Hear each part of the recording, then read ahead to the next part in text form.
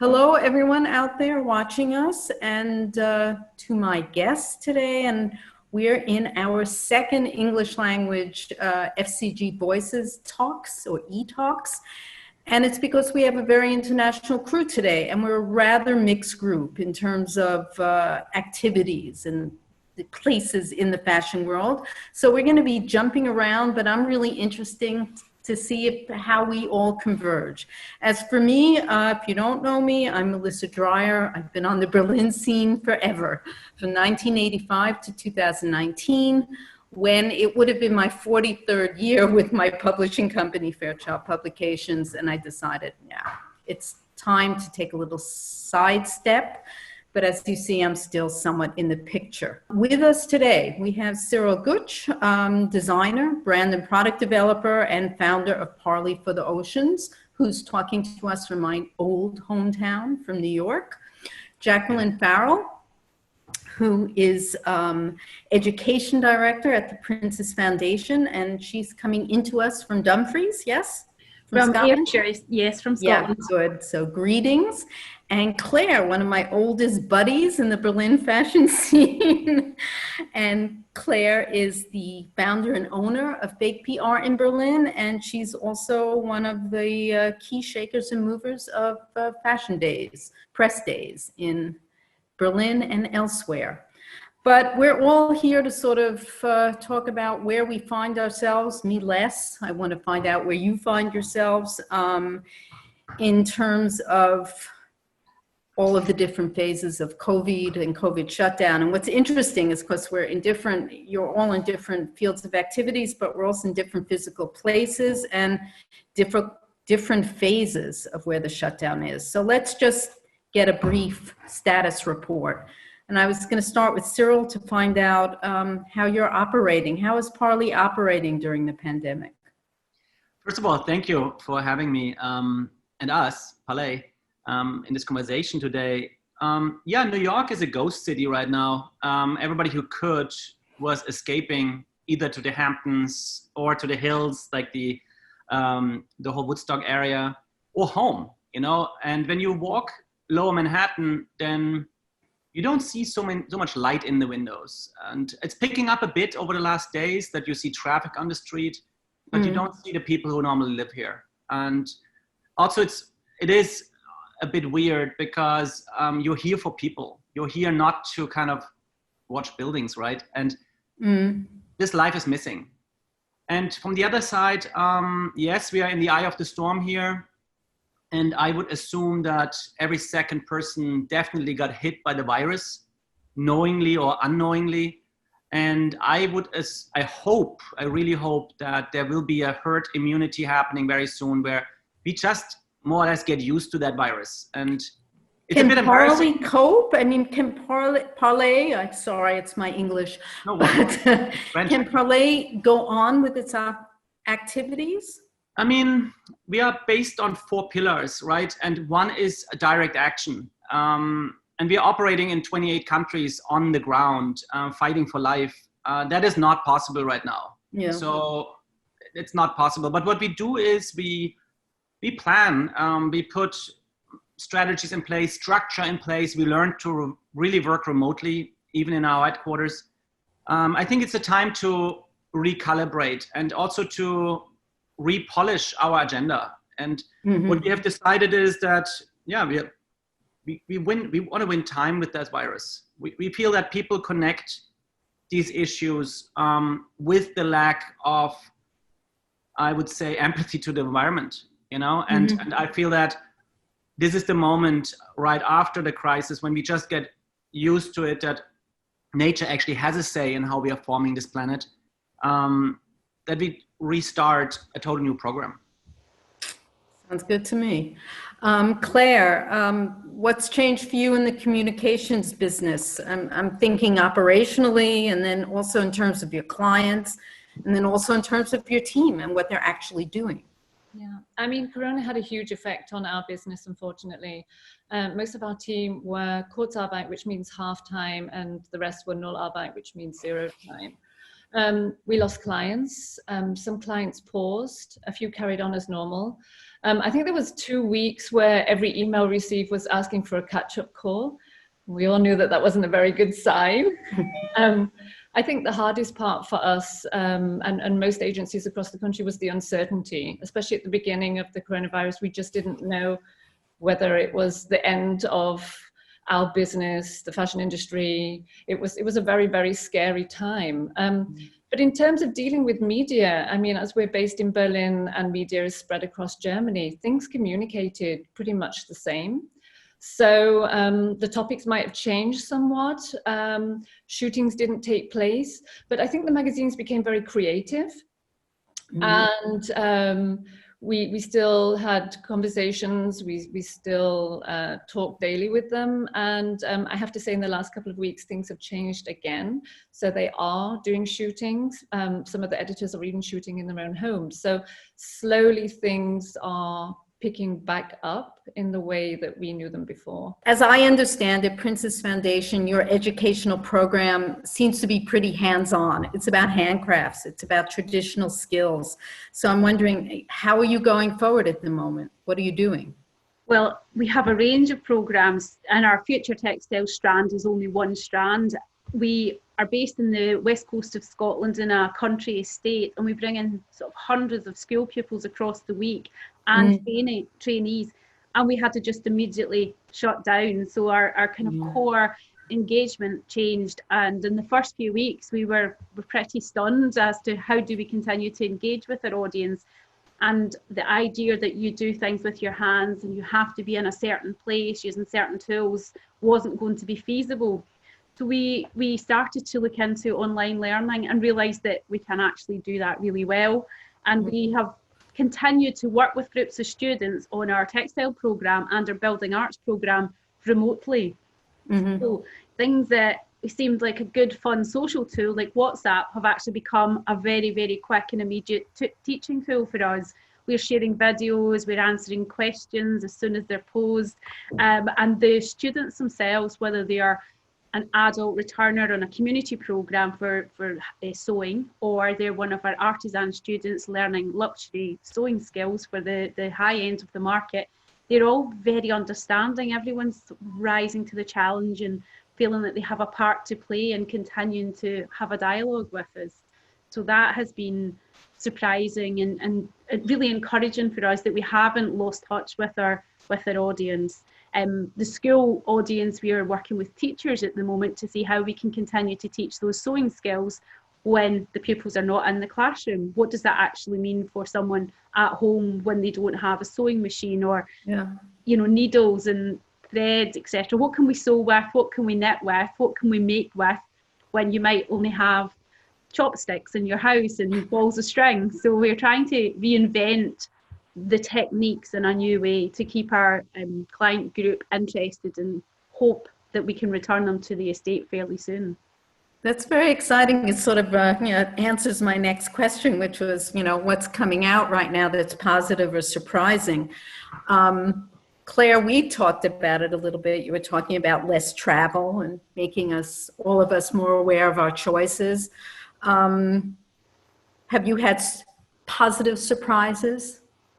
I think one of the most positive surprises for me at the beginning, I mean, it's a little bit going back to what Jacqueline said, but maybe with a different perspective. At the beginning, when we all started to communicate via Zoom or Google Hangout, we thought, wow, is this the future? This is not so bad, But then I think for us, after a while, we realized how isolated we felt. And then we realized, especially our team, because I mean, when you spend so much time with the team, you really become a family.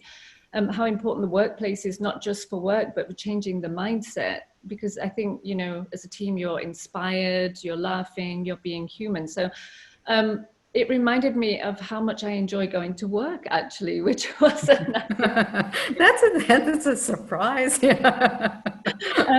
On a media standpoint, we heard that the sale of magazines has never been so good at the moment. I mean, a lot of publications have lost their advertising clients, but they've gained more readers. So they had the chance to actually sit down, enjoy, and flick through a magazine. So I actually felt that was a very positive aspect to our industry as well. And I think generally, though, our priorities have changed, especially in what we're buying the last couple of months. I mean, it's been, for me, less about buying luxury products, more about trying to find toilet paper, because it seems to have sold out everywhere. But it certainly put a different perspective on what we need versus what we want. And I've enjoyed going back into my wardrobe and actually appreciating what I have. So, you know, I think that was an important lesson that I certainly learned. Cyrill, right before this meeting started, my husband was reading something on Spiegel saying that CO2 emissions seem to have had their largest drop in 60 years worldwide at the moment. And I was going to say, I mean, have you noticed at Parley, I'm sure there has been a substantial difference in the amount of waste produced since this started? I think, yeah, on one side, I totally agree. When you're walking down the street here, there is no trash bin that is full, while in the good old days, they were all like jammed. And yes, the emissions are going down a bit. The point is, I think the biggest change for us is that this lack of imagination has disappeared. And that what I mean with that is, now we suddenly see that change can be implemented overnight, and that we can actually live without traveling, that we can actually cook at home. And yes, and I agree for myself, you humble down, you do your things yourself, and you start enjoying the little things and value them and be grateful for them. Yeah. On the other side, I feel it nearly is a preparation of what is about to come, because this virus is one little gesture nature is showing us, and there is way more out there. She may get really angry. Even more angry. Bangladesh at the moment. Yeah. Oh man. So I think, I don't know if there's anything else to add in terms of new lessons learned. Jacqueline, you seem, it's really learning by doing at the moment. Yeah. And creative, that's exciting. In a practical term, certainly online learning is now going to be a major new strand for the Princess Foundation. So they were not only working with smaller groups, but we're able to sort of share our learning much wider. And we've had our eyes opened to that possibility simply because of this crisis. The other exciting thing in the UK is that people are sewing more at home. We've had an initiative called For the Love of Scrubs, and that is about sewing the healthcare workers, sort of not PPE at all, but the sort of simple washable garments. And many tens of thousands, hundreds of thousands of volunteers are making scrubs from home, from required, certain quality of fabric. But we've been involved in that project in our region. We're making 100 set of scrubs for our local health authority, and that's all our sewing volunteers putting their skills to good use. And that many people have sewing machines? 6 million people in the UK apparently have sewing machines, which is more than it's practically the same population as Scotland. So there are many sewing machines sitting in attics and cupboards that have been brought out for the first time. And we're hoping that people will realise that sewing is a great hobby. It reduces your impact on the planet. If you can repair and mend your own clothes, if you can make your own clothes, you'll probably treasure them for longer. And you'll actually understand that you shouldn't be able to buy something in a shop for £3 if it's taken you 12 hours to make. That amount of labour isn't actually feasible in a really cheap garment. So hopefully people will ask themselves some more challenging questions about why we have cheap clothes in the shop when it's not possible to make them cheaply.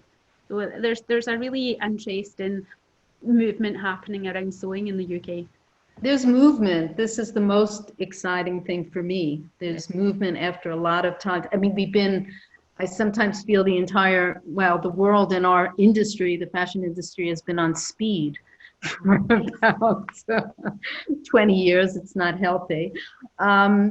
Everyone's talking about corona-related activities and opportunities, and someone, very smart young woman I know, Cyrill, wanted to know a little bit more about your collaboration with Nagami. I mean, that one, I don't know how quickly your collaborations usually take form, but this one clearly was a reaction.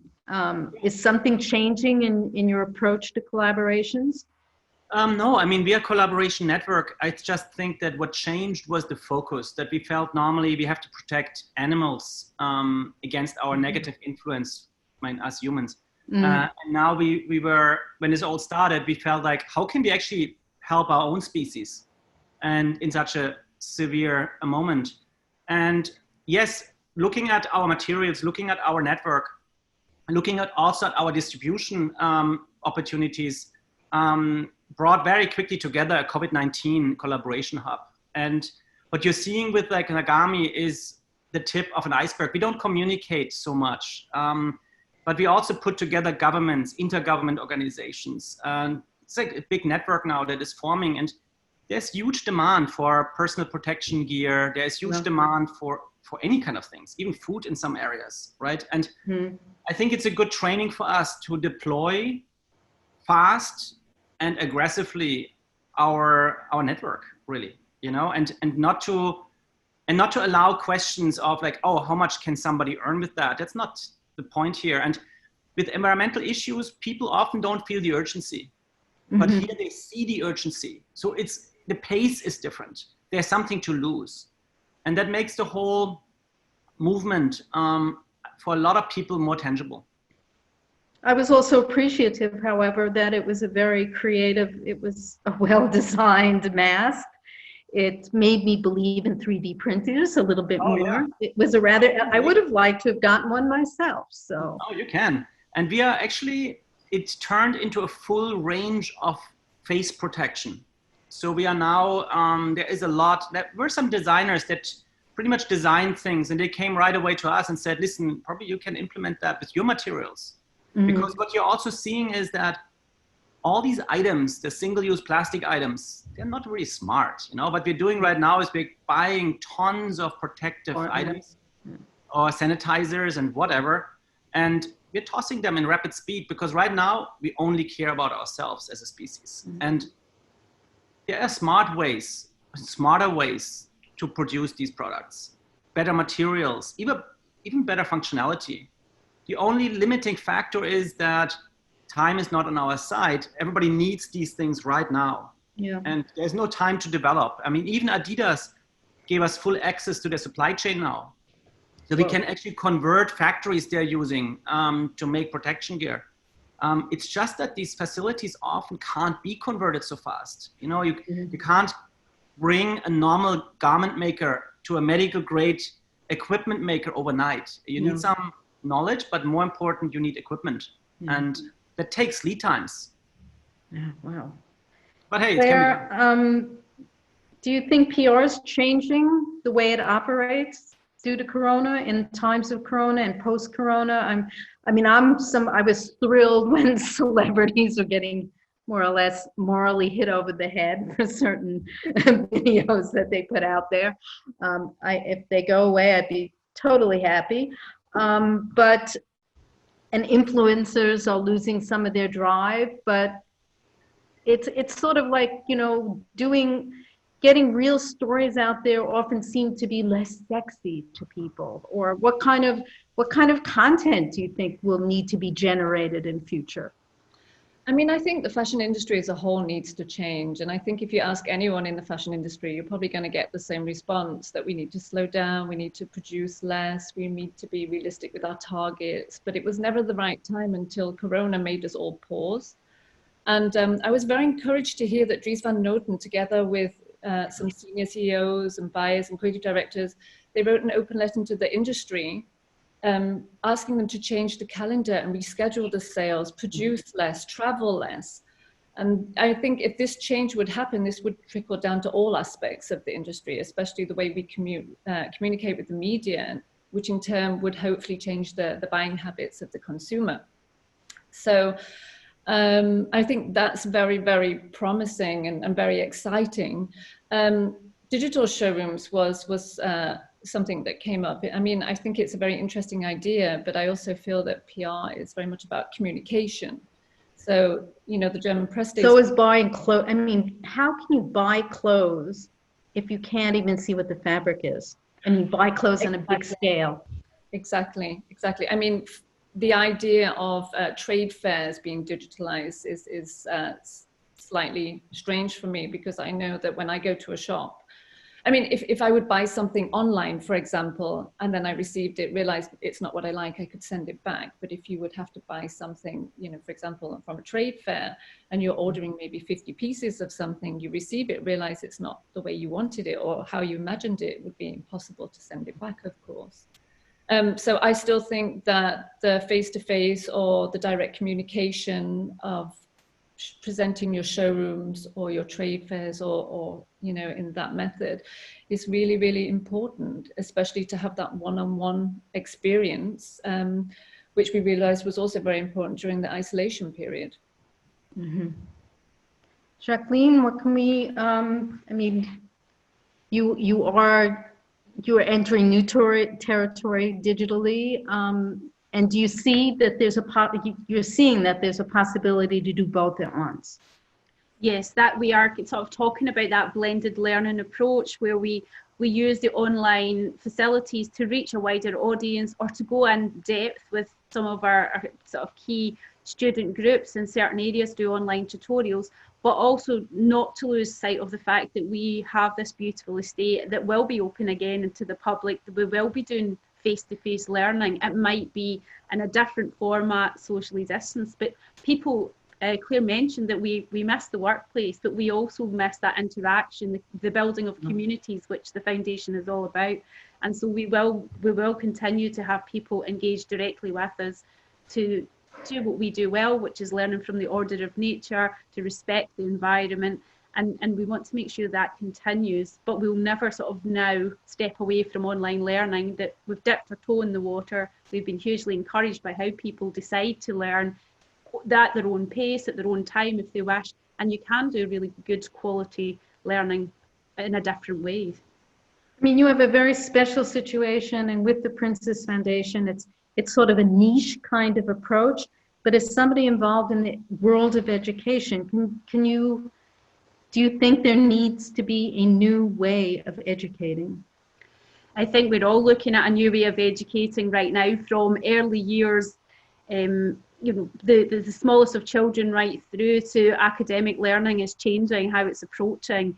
It's becoming much more flexible. We're learning to open our doors, I think, across the whole spectrum to different people who maybe wouldn't have engaged with us before COVID-19. There's people at home looking for something to challenge themselves, to challenge their mind, or develop a new skill and hobby.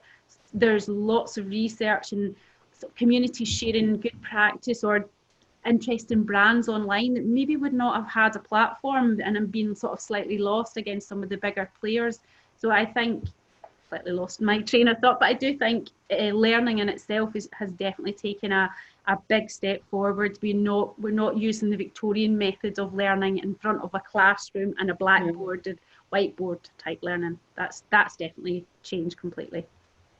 I had an earlier talk today, and it's just, there's so much that needs to be changed in the fashion industry, and then when we deal with the really big problem, which is our planet.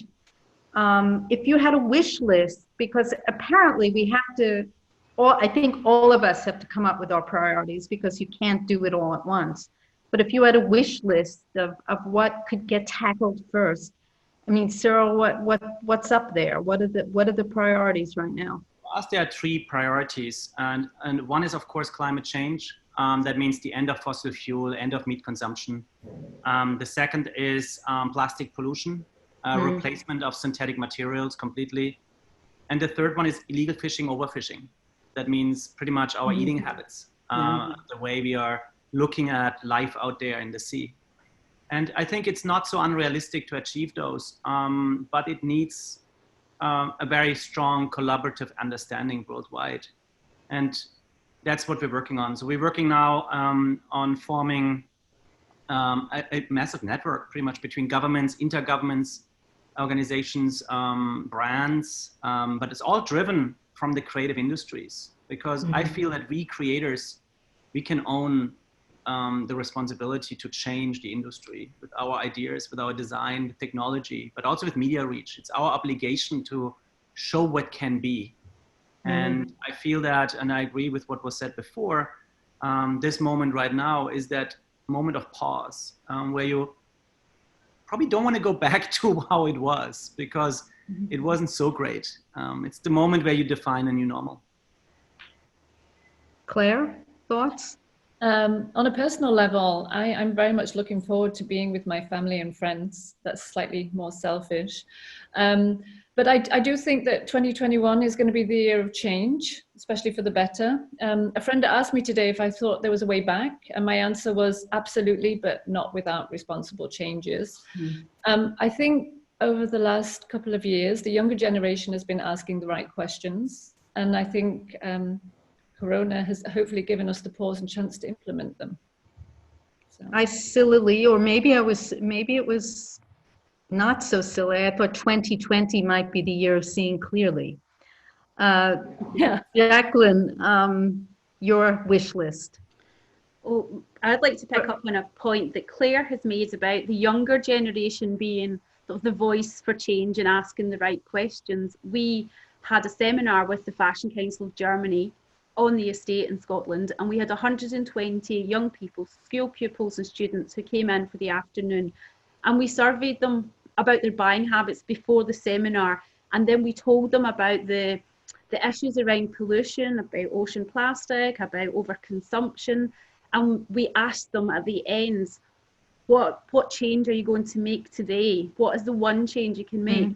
And all of them said they would stop buying fast fashion. Yeah. I think we just need to keep doing really clever interventions and getting the message out there about what we can do, the small things that people can do that will add to a greater good. And that's what we would be continuing to do at the Princess Foundation.